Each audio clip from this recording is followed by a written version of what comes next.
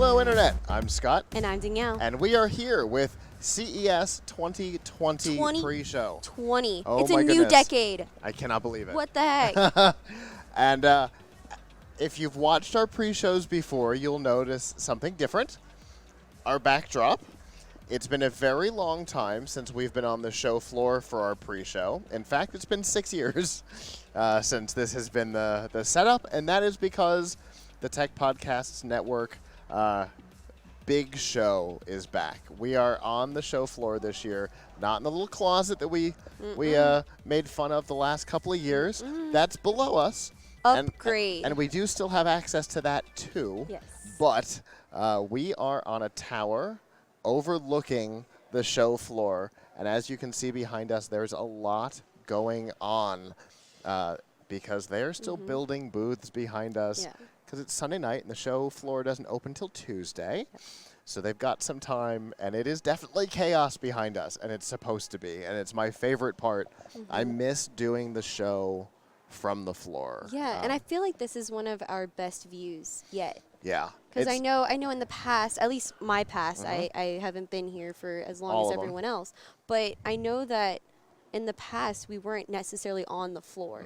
We were always like outside in the hall or, in North Hall, you know. at the base of the escalator. So like this is really exciting. Which was a great spot, but not this. Yeah, this is definitely cool. Being raised up in the air and being able to see this stuff behind us, and for you guys to finally really get to see the floor. So going back, well, let's go back a little bit. Let's go back to last decade. 12 years to the first time TPN was here. We didn't do a live show. And then the next year, we were invited to do the show from the NBC Universal booth from the main desk at NBC Universal, which was awesome. Yeah. But it did mean that it was only 45 minutes a day. But boy, did that create an itch in the group. And so the next year, we had in the South Hall, we had a booth upstairs on the second floor. We had an actual, theoretically, an exhibitor booth. And so Todd decided, he goes, you know what we're going to do? Let's put our back to the show floor. And that is where all of this came from. Genius. But the show floor was just the other side of the hallway. Like that, that was all you saw. There were basically 3 booths, but there was the motion. And that's really what it's about, right? And that's always fun, to see all of the people, like, walking through, like, the excitement. That's always really cool to see. Yeah. And so I know that's definitely our favorite shots. Yeah, you'll get to see a lot of that because of what's behind us here. From what we can tell, we actually have some sort of, like, lounge pavilion right outside of our studio. There are picnic tables sitting right outside of where we're sitting. And little fake bushes. It's possible that it's that Hive. No, what was it? Hive B, HYVEB. The sprinkler company that had like a smart sprinkler. Oh, yeah, it might be. This looks similar to how their booths have looked in the past. Yeah. So this might be part of their booth. But it does mean... It gives a little vibes from our previous conferences. But better. Bigger, better. The IBM conference for one, and then another one from our past. Yeah. Right. But even MakerCon and Yeah. Roboticon were... But so much going on behind us, and watching it be built in front of our eyes. So today there are just trucks going everywhere. Like, it's actually dangerous to walk around the floor. Our tower's been in motion all day. Every time we hear beeping, we like hold on. You can feel the motion, and good thing I took Dramamine this morning. It's cool. It has definitely been in motion up here, but it's been a tremendous amount of fun. And the fact that we're back and doing the big show, instead of being down in the closet, doing the big show means that we've been able to bring back a bigger cast, a bigger crew, which I'm so happy about.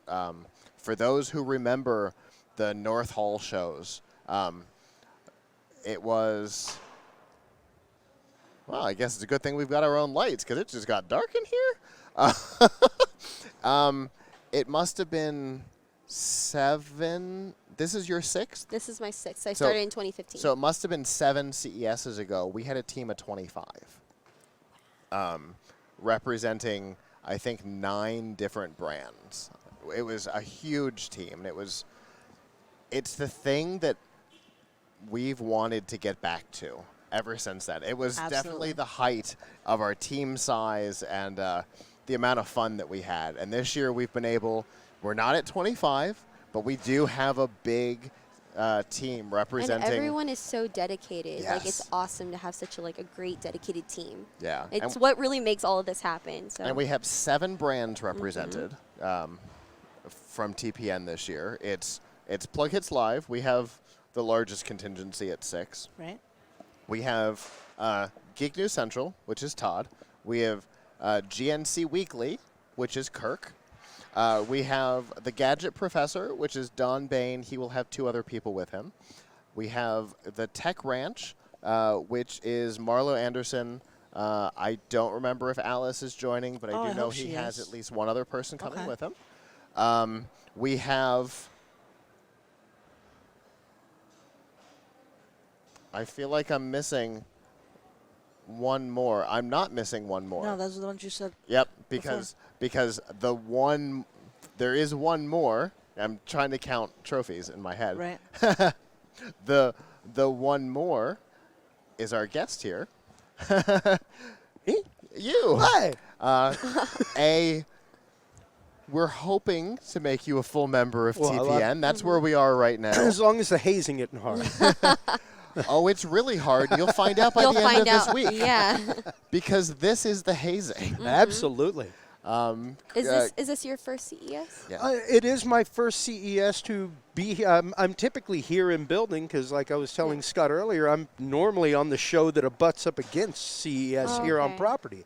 So when this opportunity came up, I was like, well, I'm already there. I'd love to come. That'd be great. And yeah, it's super great. This is my first CES to not sneak in the side door. Because normally as they're leaving, we're coming in. Yeah. So it's like, oh, let's hop in and check out let's just say that we're going in to check out our exhibit spots where we're going to be dropping gear, and we'll go look at everything. Yeah, I didn't know this is your first one, but I just met him today, but can you please introduce yourself Absolutely. for people who don't know? My name is Chris Jordan. I am the host of the Talking Sound podcast, and yeah, I'm a full-time AV technician. So this is right up my alley. This is what I'm all about, nothing but toys and nerdy toys and fun things that we can do in the AV world. But what we get to apply. Yeah. So go ahead and tell people about your podcast, what it's about. Talking Sound really came about when, being an AV engineer for half my life, At some point, my wife was like, so what are you going to do when you can't do that? Because half of it is pushing gear around, you know? I was like, it really is time for me to kind of take some technicians under my wing and bring them up in the industry. And it's such an odd industry, you know. People go to school, especially in Florida, to places like Full Sail, things like that, and it's great. But they don't tell you about like the live AV side of the industry. They don't tell you about this side of the industry, and they far from prepare you for reality. Yes, exactly. You know, like what are you going to do when you're not mixing rock and roll from 9 a.m. to 5 p.m.? You can make twice as much as what you make in rock and roll doing this. But it's knowing those barriers to entry. It's knowing where to go to find this stuff. Yeah. And it's almost a trade secret because, like, for some reason people think you're going to come take their job. Yeah. When it's like, dude, at some point you're not going to be able to do your job. Yeah, Somebody taught you. Who's teaching the next generation? Who's trying to lay that path forward for the next people coming up? And that's really where my show started from, was the idea of how do we onboard people into this side of the industry?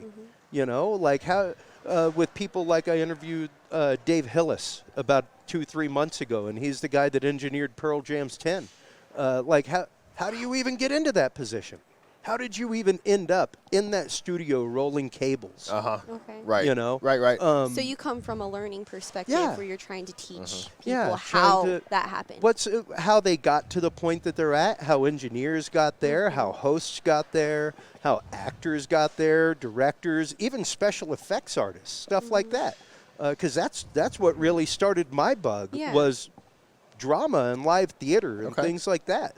And I wanted to go into special effects makeup, and now I'm a video engineer live on shows, like 180 degrees from what I wanted to do in the industry. That happens a lot. But and you know, it's so hard, especially now. You've got a great TEDx talk with, on it. Yeah. with younger kids coming up, I think that we've really lost the concept of going with trade and the idea of what do you do with the trade. I remember when I was in my 30s, people asked what I was going to do when I grew up. It's like, I owned my own business running rock and roll shows. What do you mean, what am I going to do when I grow up? Like, I literally just moved a whole sound system across the country. Like, I have a business. What do you mean? But, yeah, it's strange because people just don't respect the trades the way they did. And here's the thing. For those of you watching live and seeing the unbelievable amount of work that goes into what's happening behind us, it is so detailed because, you know, some of these things are just bare particle board right now. And by the time the show floor opens on Tuesday, it is going to be that booth is going to be beautiful. It's going to be pristine from corner to corner. Nobody is going to know that 48 hours earlier, it was just nonsense particle board. Because there's so much that goes into this. There's actually people painting right now. They're painting, and it's crazy. And we were smelling saws earlier. No, it is a full-on construction zone that you're in right now. Like, this is exactly what I do is exhibit floor, everything else. And the guys that put this stuff together, I tell them all the time, like, we get all the glory because we're the ones there glad handing the client, like, oh, you've got a problem with your HDMI cable. Let me go get you one. And suddenly we're the hero. Like, dude, there are guys that spent 4 days here building your booth. Like, those are the heroes, man. They're the ones that make you look good. The guys running the dock, bringing everything in, coordinating all that. The people running forklifts right now behind us. The people that built the tower we're sitting on right now. Because this isn't an easy thing. No. We're on the second. We are literally 2 stories up.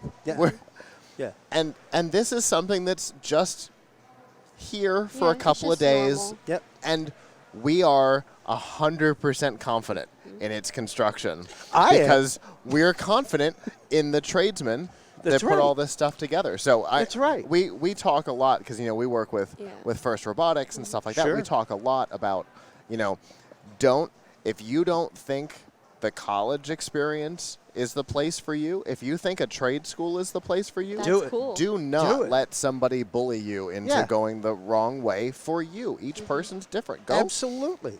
Go with your heart. Like, even myself as a video operator, I have 0 textbook, classroom, went to school for it experience. I took an internship at a video editing house and learned to scan and edit pictures back when you could make a living, like, you know, putting people's old pictures onto DVDs. Anybody can do it now with iMovie and just say, Kim Burns effect, and it flies in, you know. But at one point, you had to actively go, we're going to start here. We're going to move it there. And that's where it started. And then I started learning deck-to-deck editing with cameras and stuff like that. So it was really interesting to me to come at it from that side of the industry where it was like going and spending a 30-hour-a-week internship somewhere and learning on the job.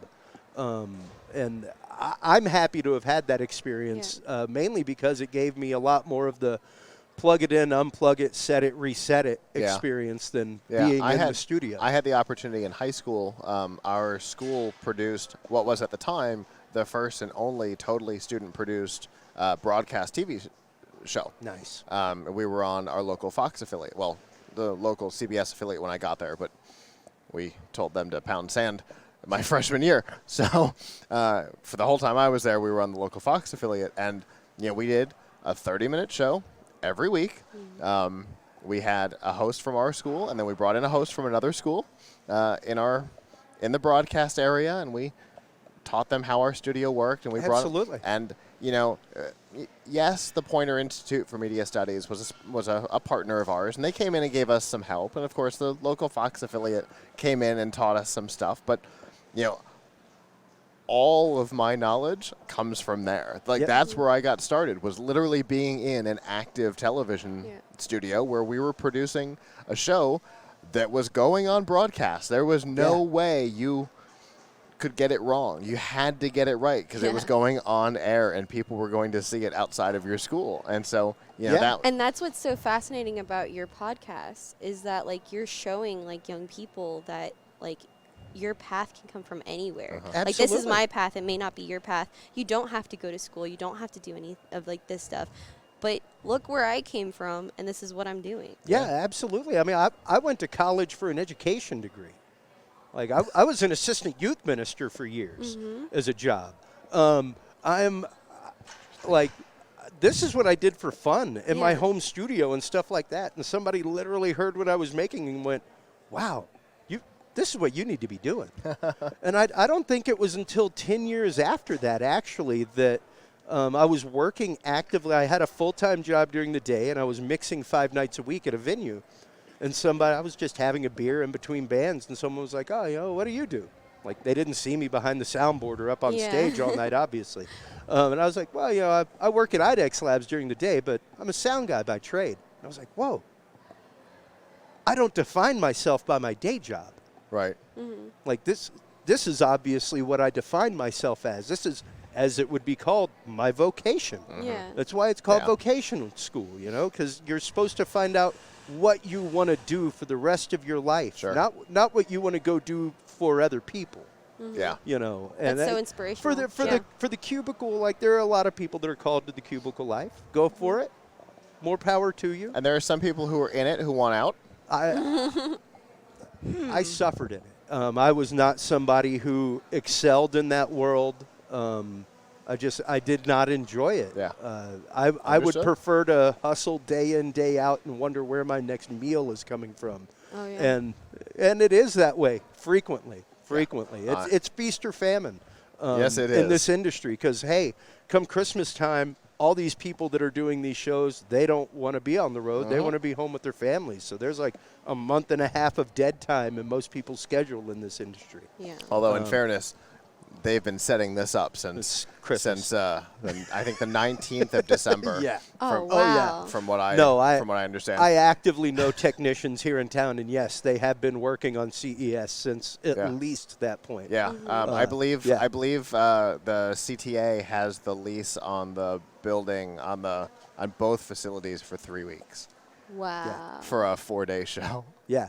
So, that's incredible. So let's talk about the show. Yes. That's what we're here for. God, I can't let's wait. talk about the show. Danielle, this is 6. This is 6. What are you most excited? I cannot believe this is 6. This is 6. Yeah, it's gone by so quickly, huh? I remember you doing your first interview at Gibson and being so worried. I was so scared. And me not telling you were going to do it. No, you didn't tell me. You threw me in, and look at me now. Right. You've got a show with your name in the title. Yeah. So, what are you most excited about this year? Obviously, everything's different for us. Everything's different for us. I'm excited. Honestly, I feel like because it's the start of a new decade, I feel like there's going to be so much more new tech on the floor. Like advertising, like this is what's going to happen in the 2020s, Sure. And I think that's so exciting. And there's some new terms that have popped up in the last couple of months as kind of regular industry terms that even in July, you know what? When we were in Toronto, these terms were not being used. Okay. And that was in May. We didn't hear these terms at all. I can't avoid them this week. For example, AIoT. It's the combination of AI and the Internet of Things into one term, AIoT. If you read the emails this past month from all the companies here, AIoT, a term basically didn't exist in May. It is everywhere today. We're going to see a lot of that, I think. Even LG and Samsung And this are is where the using it. future's at, guys. Like, this isn't just like this year or anything. This is everything that's happening in the next, 10 years and expanding. Because if you think about what's right below us, right? Because we're on the second floor of the broadcast tower on the second floor of the Sands. So literally below us, on the first floor, right below us is Eureka Park, which is the coolest part of the show floor. I love Eureka because it's the what's Nikia's term? The mad scientist area. It's half those things couldn't possibly be products. And I think even they know it. But somebody's going to see it and go, aha. And that will turn into a thing. And then some of them are such good ideas that you can't believe they don't already exist. 4 years ago now, we met Robbie Cabral. Oh, yeah, with Benji Lock. With Benji Lock. Yes. And he was in a tiny booth downstairs and in a stall, right? Because they're no bigger than this, right? And he was down there with a wooden prototype of his little padlock. And he was desperately trying to get somebody to pay attention to him, and nobody would pay attention to him except for Dave, right? Exactly. Except for Dave. Struck up a conversation with Dave said, "This is cool." And he made He Marissa. has an eye for that. He made Marissa right, do an because interview. Danielle wouldn't do the interview. Hey. He made Marissa do an interview. Robbie went on to be featured on Shark Tank. Yep. To be invested by Mr. Wonderful, and then to have the whole company purchased by Hampton Products, the same company that makes the armored car, the Brinks Home Security. So the same company that makes Brinks Home Security bought his company, and now he has a massive presence on this floor. Upstairs. Like upgrade. Last year, his space was bigger than ours. Like, it was a massive amount of space that was dedicated to him. So, I mean, you never know what you're going to see, and you never know what crazy idea that even people are ignoring are going to turn into something big. I mean, I have one. Well, I have two. He gave us one, but I went and bought my own. And I use it a lot. I use it at the gym for my locker and all kinds of stuff. They're really great. And now with the little TSA version. Did you describe what Benji Lock Benji is? Lock is a biometric padlock. So you can lock it and unlock it using just your thumbprint. And Really? so last year they announced that there was a TSA lock coming, and it has come out this year. So you can put it on your suitcase or whatever, and TSA can open it, but nobody else can. That's really cool. Yeah. I haven't even heard that. Yeah. So new products this year. That's all I know. Oh, that's exciting. I know that there's new Benji Lock products this And we year. can't wait to talk to them this year, I know he announced this morning that with one of those websites, like the something in design or something like that. Yeah, I can never think of what it is. It's one of those websites that's been around for a while, and they show up on Facebook ads all the time. But they have, I think, an exclusive on a new matte black version of the lock, which looks really slick because the shiny's nice, but that matte black's pretty cool. So hopefully he's going to be on the show. I'm looking forward to that. And then the CEO of Hampton Products is going to be on the show. I love that guy. He's great. He is so energetic. Is that Kim? Yeah. He's so excited about his products and the things he does. Oh, I can't wait to have him Passion is on just the show. awesome when it comes on the show. It'll be the first time he's been on the live show. We've interviewed him on the floor, but it'll be the first time on the live show. I'm excited about that. I'm excited about the AIoT because that affects my day job in a way that'll be wonderful, I'm hoping. So I'm looking. Those are my two big things: is getting to talk to Hampton Products and the whole family on the show, and then seeing what AIoT has in store for us in the next decade, In the like next you said. decade, yeah. Yeah. How about you, Chris? What are you looking forward to? Mine's microphones and AV, man. Okay. I am a microphone fiend. I love microphones. I have an incredible collection at home. I'm never not buying microphones. There's always at least a good 2 or 3 on my Amazon list where it's like, okay, I'm going to add that to my cart, and I'm just going to save it for later so it's right there for rapid addition later. But, yeah, for me, it's definitely video cameras, that kind of stuff, interfaces, anything to do with our side of the industry. I am just rabidly about. So I can't wait to see some of the new products coming out, action cameras, 3D cameras, AR, VR. Yeah. All that kind of stuff. So we have 5 AR/VR companies coming on the live show this week. Nice. We have, I think, at least 1 audio company coming on the show this week. And then out on the show floor, especially Central Hall, you've got Canon, which is always good, Shure, Audio-Technica, which are always fun. Sennheiser. Yeah. Sennheiser is, from a mic perspective, is a favorite of ours. It's what we use on the floor. Yeah. So they're all out there, and they're all good friends of the TPN. So Nice. they are always looking forward to hearing from the TPN group. So Absolutely. they'll be excited to see you. Yeah, it's going to be super fun. I have been pumped about this for weeks and just can't wait to get down there when all the construction is done and start walking around and seeing things and making notes about who to go talk to during the day. Yeah. You know, yeah. Well, all of that is going to be available, all of that and more, because we have 152 interview slots.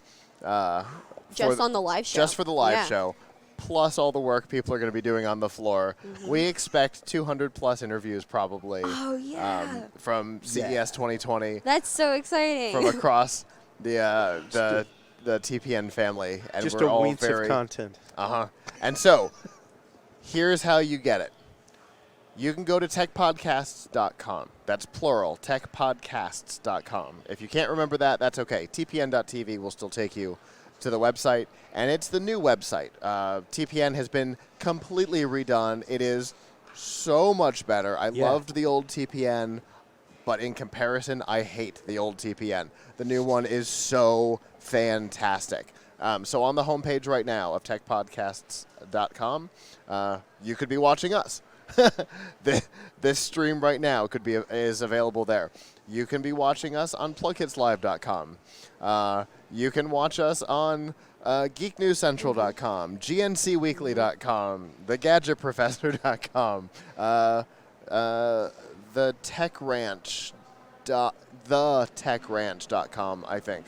And TalkingSoundPodcast.com. That is correct. It will be across all of them. It'll be everywhere.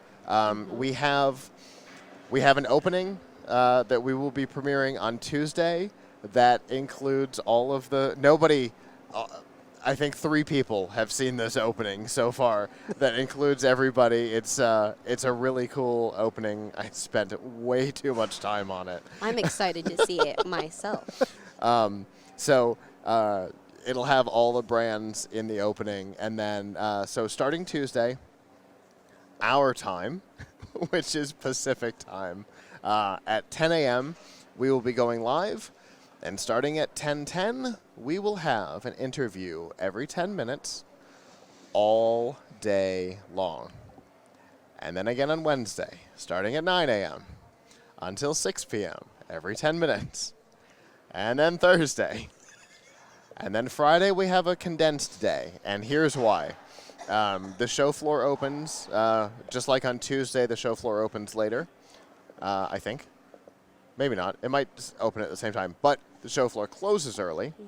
And we want to be out of here before the demolition starts behind us.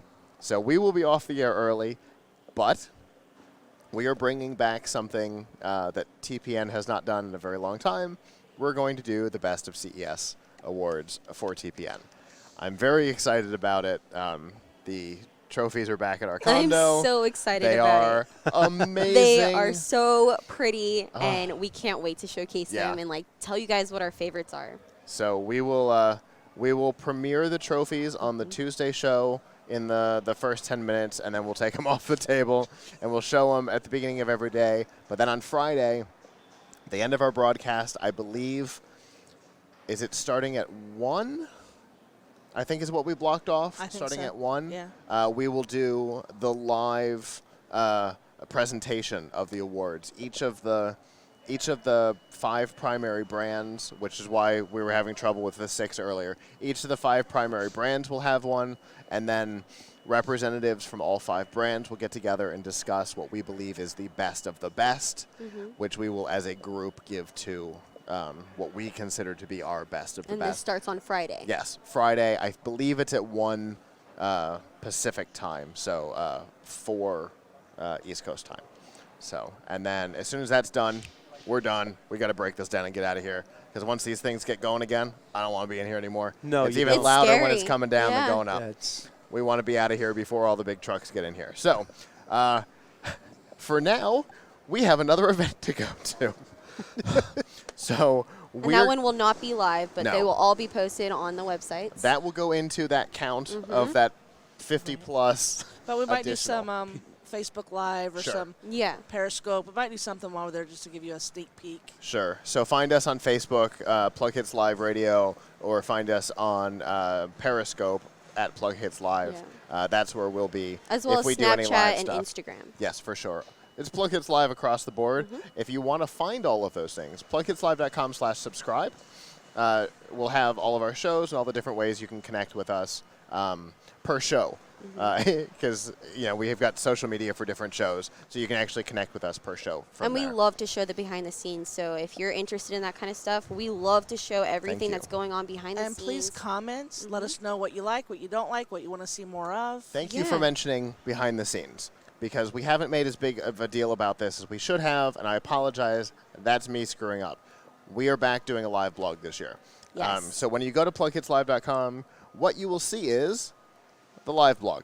And the live blog will include the live stream at the top, but it'll also include, we've been taking pictures and videos all day and posting it to the live blog. It's actually been really active, so that you guys can actually see what we're really doing at a given moment. the insanity that is behind Right. And the fun. what you normally get to see. And then, the after hours stuff that is actually press only, that only we're allowed into, those types of things. We love to share those and things. even like Vegas stuff, like a lot of us really love spending time in Vegas. Yeah. Lighty-uppy Oh. things Lighty-uppy everywhere. things everywhere. Oh, So I- that would be on the live blog, you bet. I got secret bars all over the place in Vegas. Ooh. So Follow. We didn't Make have sure you plans follow tomorrow night, along. but maybe we do now. Yeah. I was going to say, you know what? We might have a new Chris and Ann since you're not here this year. Hopefully we can get Chris and Ann back next year. I miss them. Yeah. I would love to have some of the old live crew come back next year. Now that we're back and doing the big show Yes. all day, we're really excited about it. But for now, we've got to go get to CES unveiled because there's a lot going on. And so with that, I can't say on behalf of the staff that's not here because our entire crew is here. So with that, on behalf of the staff that's behind the cameras, I'm Scott. And I'm Danielle. and I'm Chris. And we will see you guys Tuesday at 10 a.m. Pacific time. Ciao. Bye.